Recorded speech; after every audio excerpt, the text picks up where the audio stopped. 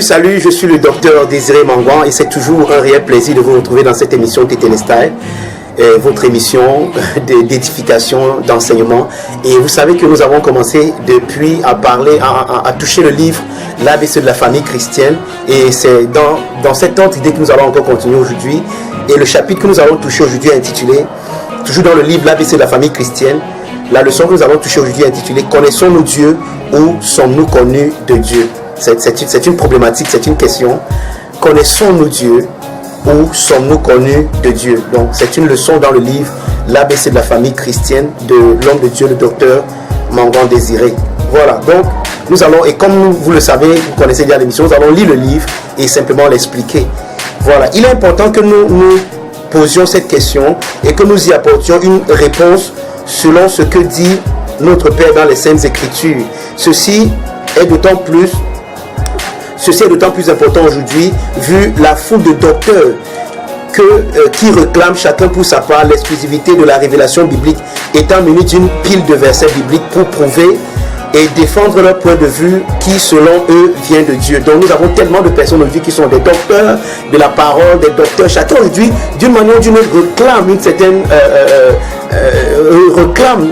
une certaine illumination dans la révélation des mystères de Dieu. Chacun aujourd'hui se proclame enseignant, chacun aujourd'hui dit qu'il enseigne. Et tellement il y a des enseignements qu'on se pose des questions, mais qui enseigne vraiment et qui a raison? Mais non, c'est pour ça que nous posons la question, connaissons-nous Dieu ou sommes-nous connus de Dieu? Tellement de personnes aujourd'hui se vantent de connaître Dieu, tellement de personnes aujourd'hui s'enorgueillissent de connaître Dieu, pavanent une certaine connaissance de Dieu. Mais nous sommes en voie de nous poser la question, en fait, connaissons-nous Dieu ou sommes-nous connus de Dieu? Parce qu'avec toutes ces personnes aujourd'hui qui se réclament, qui réclament avoir une certaine connaissance de Dieu, on se pose la question, mais pourquoi notre monde n'est-il pas transformé? Pourquoi les mœurs ne changent-ils pas? Pourquoi c'est comme s'il n'y a pas un impact réel dans la société? Pourtant, nous avons tellement de personnes qui disent, entre guillemets, connaître Dieu, ou alors à posséder une certaine connaissance de Dieu. Donc, c'est un peu ce sur quoi c'est le questionnement sur lequel nous allons apporter des réponses pendant cette émission, ou alors pendant ces émissions qui justement vont toucher cette problématique. Dieu se contredirait-il? Loin de là. Dans cette leçon, comme dans les autres, dans ce cours, nous ne nous contenterons pas d'un point de vue selon la lettre sur la question, mais nous exposerons celui-ci nous exposerons celui qui est le mystère de Dieu, mystère dans lequel sont cachés tous les trésors de la sagesse et de la connaissance. Ça c'est Colossiens 2, les versets 2 et le verset 3. On dit que Christ est le mystère dans lequel sont cachés tous les trésors de la sagesse et de la connaissance. Donc c'est lui que nous allons exposer comme d'habitude. Il s'agit de Christ et non un peu comme l'apôtre Paul disait que lorsque je suis venu aux Corinthiens, lorsque je suis venu à vous, ce n'est pas avec une supériorité ce n'est pas avec un langage humain ou bien la sagesse humaine, mais c'est avec une démonstration d'esprit de puissance. En réalité, tout ce que nous enseignons par la grâce de Dieu, la révélation que nous exposons, c'est une personne, c'est Christ. Ce n'est pas un ensemble d'informations que nous avons emmagasinées, que nous essayons de vous transmettre, mais nous essayons d'ouvrir vos yeux à la réalité d'une personne qui vit en vous, qui s'appelle Christ. Christ en vous, comme l'apôtre Paul pouvait le dire, l'espérance de la gloire. Ok. La Bible pilule de passages bibliques qui nous parlent de connaître Dieu. Nous ne pouvons donc pas dire que connaître Dieu est un concept erroné. Dans cette leçon, nous voulons simplement manifester ce qu'est la vraie connaissance de Dieu, qui n'est pas le fruit des efforts ou des recherches de l'homme, mais de la révélation de Dieu, qui ne s'appuie pas sur la sagesse de l'homme, mais sur celle de Dieu, qui qui est obtenue gratuitement et non atteinte par des efforts, qui est spirituelle et non charnelle. La vraie connaissance de Dieu n'enfle pas, mais elle édifie, parce qu'elle tire sa source du Dieu d'amour et non des prouesses ou bien des capacités de l'homme. Voilà. Donc, avec cette partie que nous venons de lire, nous comprenons donc que la vraie connaissance de Dieu, c'est un don, c'est une grâce. Elle n'est pas obtenue par le nombre de... par un fruit, je sais pas moi, pas des efforts. Sinon, les bibliothécaires ou alors les personnes qui ont tellement de livres, les écrivains seraient les plus, ou alors même les écrivains de la Bible ou bien les traducteurs bibliques seraient ceux qui auront la connaissance de Dieu. Mais la connaissance de Dieu est un don. Comment nous le savons? Comme nous allons le voir. Jésus a dit dans Jean 17, le verset 3, que la vie éternelle, c'est qu'ils te connaissent, toi, le seul vrai Dieu, et celui que tu as envoyé, Jésus-Christ. Donc la vie éternelle, c'est la véritable connaissance du Père dans le Fils, dans la communion, dans la glorieuse communion du Saint-Esprit. C'est ça la vie éternelle. Donc la connaissance du Père qui est révélée dans le Fils par le Saint-Esprit. C'est ça la vie éternelle. Or, la vie éternelle est un don. Donc la véritable connaissance du Père révélée dans le Fils par le Saint-Esprit est un don. Donc tu ne peux pas connaître Dieu si cela ne t'a été donné. Donc la véritable connaissance de Dieu est un don. C'est pas un acquis. C'est pour ça qu'on ne peut pas se vanter de connaître Dieu. Et nous allons le voir. Je sais pas, c'est comme si nous pouvions aller au devant de nous-mêmes et nous allons le voir. Donc la véritable connaissance de Dieu est un don, ce n'est pas un acquis. Et nous devons le comprendre. Nous allons continuer notre lecture. Si nous pouvons conclure dès l'introduction, nous dirons simplement que connaître Dieu, c'est être connu de Dieu par l'Esprit. Connaître Dieu, c'est être connu du Dieu qui par l'Esprit se révèle dans la beauté de la glorieuse personne de son Fils. Donc connaître Dieu, c'est être connu du Dieu qui par l'Esprit se révèle dans la beauté de la glorieuse personne de son Fils et la perfection de l'œuvre qu'il a achevée de la croix au trône. Donc en réalité, c'est un peu comme si nous sommes un peu en train d'aller au devant de nous-mêmes. Connaître Dieu, c'est être connu de Dieu. Donc en fait, nous ne connaissons pas Dieu jusqu'à ce que nous soyons connus de Dieu. Et ouais, il y a une instance, et c'est même elle qui nous avait poussé à nous interroger par rapport à cette problématique.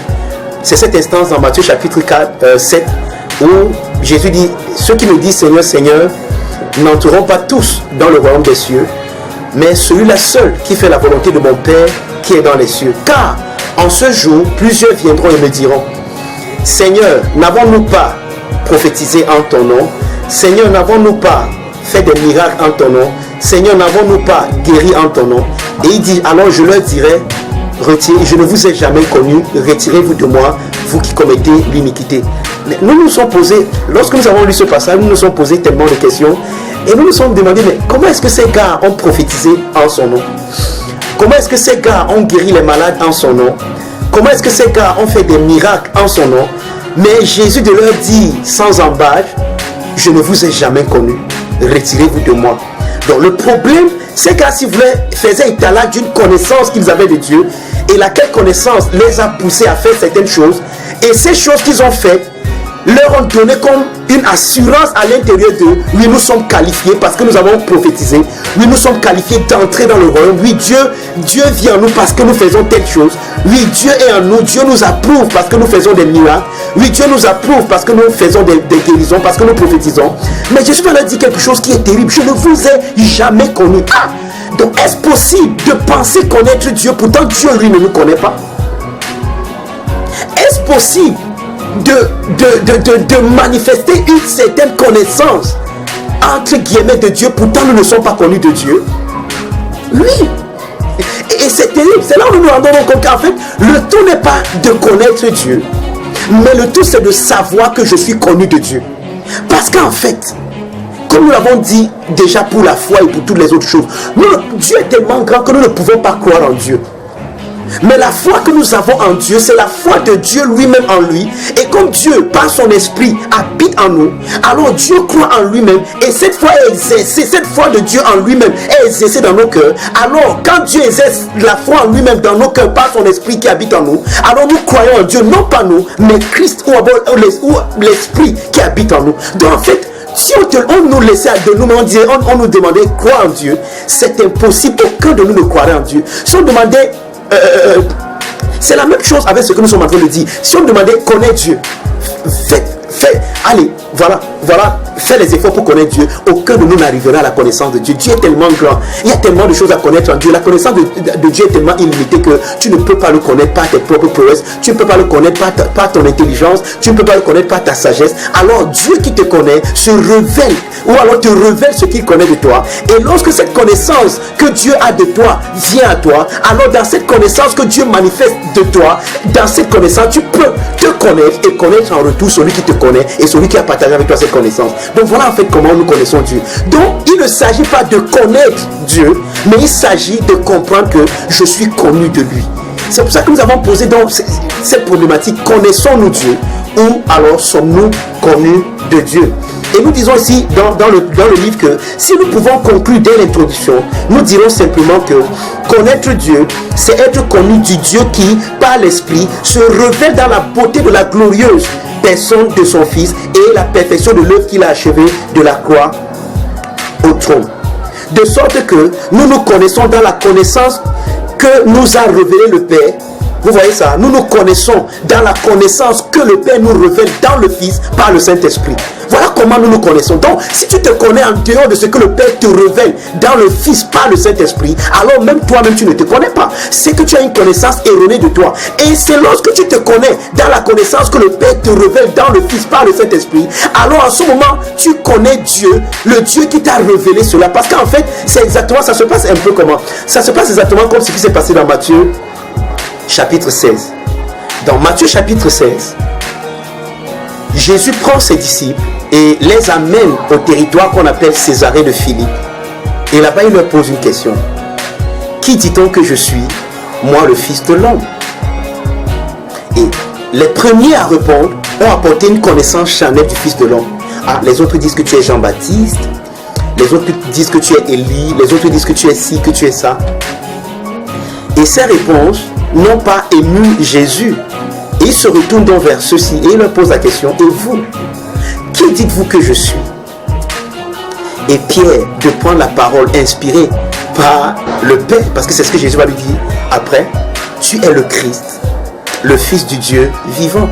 Et Jésus te dit à Pierre, tu es béni, tu es heureux, Simon, fils de Jonas, car ce n'est pas la chair et le sang qui t'ont révélé ceci. Ça veut dire que aussi longtemps que tu marches avec une révélation de toi qui vient de la chair et du sang, tu ne peux pas être heureux, tu ne peux pas jouir de la bénédiction de Dieu. Oui, nous avons déjà été bénis de toutes sortes de bénédictions spirituelles dans les lieux célestes en Christ. Mais cette bénédiction ne sera pas manifeste tant que nous marchons avec une connaissance erronée de nous, en nous connaissant selon la chair, en nous décrivant selon la chair. Ça va court-circuiter, ça va empêcher la manifestation de la bénédiction qui est déjà la nôtre.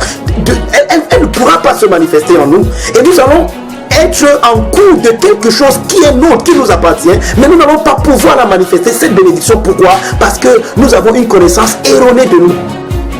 Mais Jésus te dit à Pierre, tu es heureux Simon, fils de Jonas, car ce n'est pas la chair et le sang qui t'ont révélé cela, mais c'est mon Père qui est dans les cieux. Ça veut dire quoi? Ça veut dire que Pierre, en disant que tu es le Christ, le Fils du Dieu vivant, Pierre s'est connecté à la révélation que le Père a du Fils. Parce que n'oubliez pas, Jésus l'a bien dit, personne ne connaît le Fils si ce n'est le Père, et personne ne connaît le Père si ce n'est le Fils, et celui à qui le Fils veut le révéler. Ça veut nous dire quoi? Tu ne peux connaître le Fils que si le Père te le révèle. Donc, quand Jésus pose la question, qui dit-on que je suis? Il s'attend à ce que quelqu'un se connaisse. Il sait que seul le Père peut dire qui est le Fils. Seul le Père peut révéler le Fils. Et justement, c'est ce qui s'est passé. Pierre s'est connecté et le Père a révélé le Fils à Pierre. Et dès que le Père révèle le Fils à Pierre, maintenant Pierre comprend, Pierre connaît qui est le Fils. Immédiatement, le Fils reflète la révélation que le Père a donné à Pierre. Donc, le Fils, le Père révèle à Pierre qui est le Fils. Et le Fils maintenant va refléter cette révélation sur le visage de Pierre afin que Pierre puisse se connaître également, non selon la chair et le sang, parce que selon la chair et le sang, il s'appelle Simon, fils de Jonas. Selon la chair et le sang, voilà la description, voilà l'identité qu'il a jusqu'ici. Mais dès que le Père révèle à Pierre qui est le Fils et que le Fils reflète cette révélation sur le visage de Pierre, il lui dit que ce n'est pas la chair et le sang qui t'ont révélé cela, Pierre, mais c'est mon Père qui est dans les cieux. Alors je te dis que toi aussi tu es Pierre. Oh, qu'est-ce que Jésus est en train de dire? Maintenant que le Père t'a révélé qui je suis, je vais te révéler qui tu es selon le Père. Voici ton identité selon le Père. Maintenant que le Père t'a révélé le Fils, alors le Fils va te donner la pensée du Père en ce qui te concerne. Je te dis que tu es Pierre. et que sur cette pierre je bâtirai mon église et les portes du séjour de l'enfer ne prévaudront point contre elle.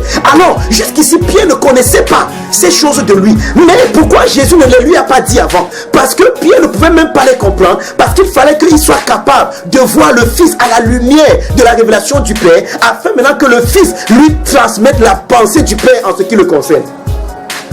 Alors en ce moment, Pierre peut dire, dans cette révélation, je connais le Père parce qu'en fait je suis connu du Père. Donc nous ne pouvons connaître Dieu que si nous sommes connus de Dieu. Voilà, je veux insister sur ce point et conclure pour cette émission. Vous savez que le temps qui nous est imparti est très limité, alors nous ne devons pas déborder le temps. Donc avec je sais que nous sommes bien dans les limites. Donc je vais conclure seulement en disant que en fait, tellement de gens aujourd'hui se vendent. Et vous allez voir à la prochaine émission, nous allons voir ce sujet. Penser que tu connais Dieu, crois même que tu connais Dieu, c'est la preuve que tu ne le connais pas du tout. Donc crois même que tu le connais, c'est la preuve que tu ne le connais pas. Parce que la vraie connaissance de Dieu, c'est une connaissance humble. Parce que c'est le Dieu d'amour que tu connais. Et l'amour édifie, elle ne s'enfle pas d'orgueil. Mais aujourd'hui, nous avons des gens qui s'enflent tellement d'orgueil. Oh, j'ai l'apogée, j'ai l'exclusivité de la connaissance de Dieu. En fait, tel homme de Dieu ne connaît pas Dieu comme moi. Je suis celui qui peut révéler les mystères cachés. C'est moi qui connais Dieu plus que tout le monde. En fait, dès que une personne qui parle comme ça est en train de faire étalage de son ignorance, est en train de dire, sans le dire, qu'en fait, je ne connais pas Dieu. Parce que la vraie connaissance de Dieu n'enfle pas, mais elle édifie. Voilà, nous allons nous arrêter là pour l'émission d'aujourd'hui. Je rends grâce à Dieu pour vous qui avez suivi jusqu'à la fin. Je vous prie de vous abonner à cette chaîne YouTube et de partager cette vidéo afin que plusieurs autres personnes puissent en bénéficier également. Vous êtes bénis de toute bénédiction. Ne manquez pas la prochaine édition. Shalom.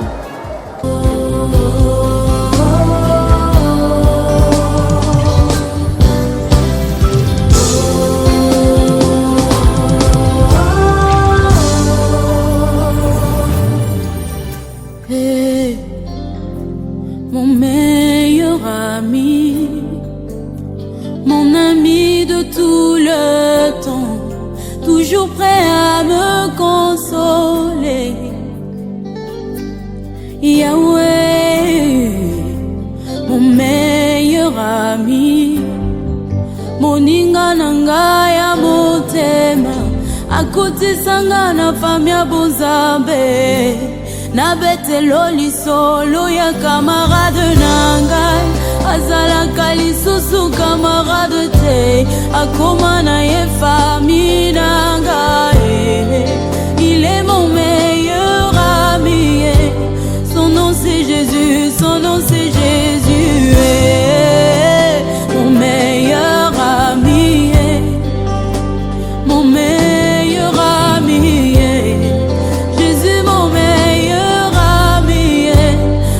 Dépression a frappé à ma porte.